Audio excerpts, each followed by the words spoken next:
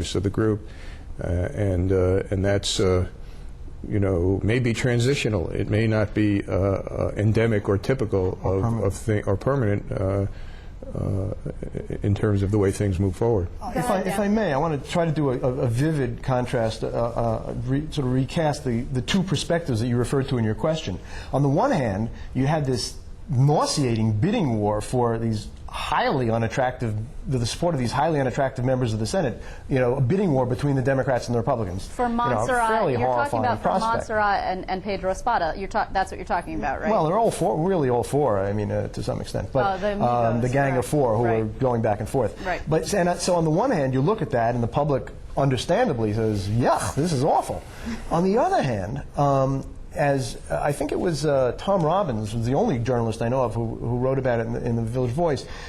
He said, I'm kind of pulling ahead. I'm saying more than he said because more things have happened. But he says, now you have, for the first time after decades of immobility, you have Rockefeller drug law repeal. You have now, just recently, this domestic worker rights, who are arguably solving a pretty bad exploitation problem. You have public authority reform. You have minimum wage increase, first welfare benefit increase in years and years. Yep. Well, whether or not you believe in those particular things, certainly these are big issues, major scale issues that have undergone substantial policy change as a result of the new Senate. And his argument is that in the big view are more important and bigger issues than the process, which itself was fairly disgusting. And by the way, it harkens back to the title of our book, von Bismarck's comment that if you really like legislation, maybe you should, or sausage, don't look too closely as they're being made because it might sicken you. Well, the process might be sickening, but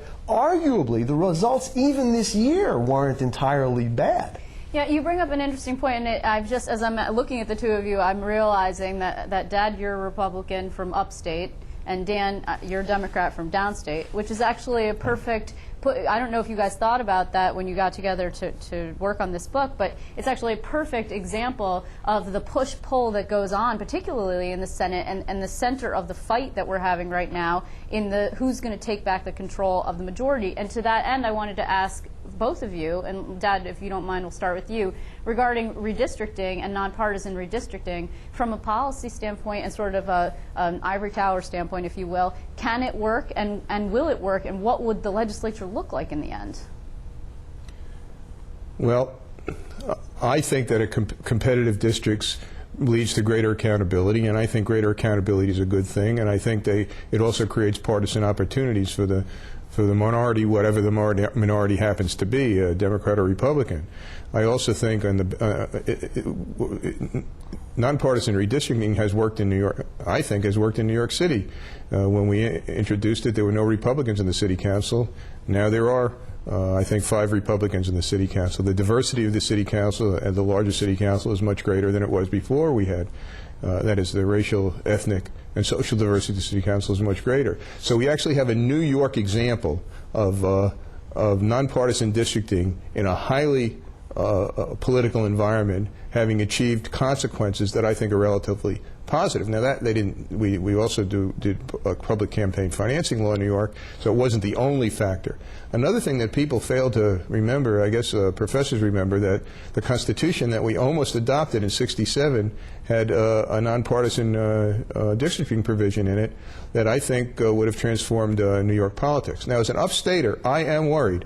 I will tell you that I am worried that the upstate interest, the geographic interest of north of the New York metropolitan line, wherever you place that line, could argue where it is not going to be sufficiently considered by an entirely Democratic Party-dominated legislature. But at the same time, I see that inside the Democratic conference in the Senate this year, some matters were blocked by rural interests, by Albertine refusing to go along. So the dynamic can still operate.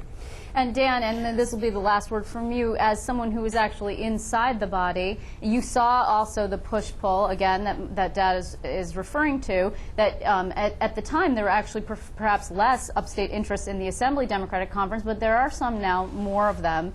Do you think that nonpartisan redistricting would remake the conference to a degree, to what degree actually? I mean, what would the Assembly Democratic Conference look like?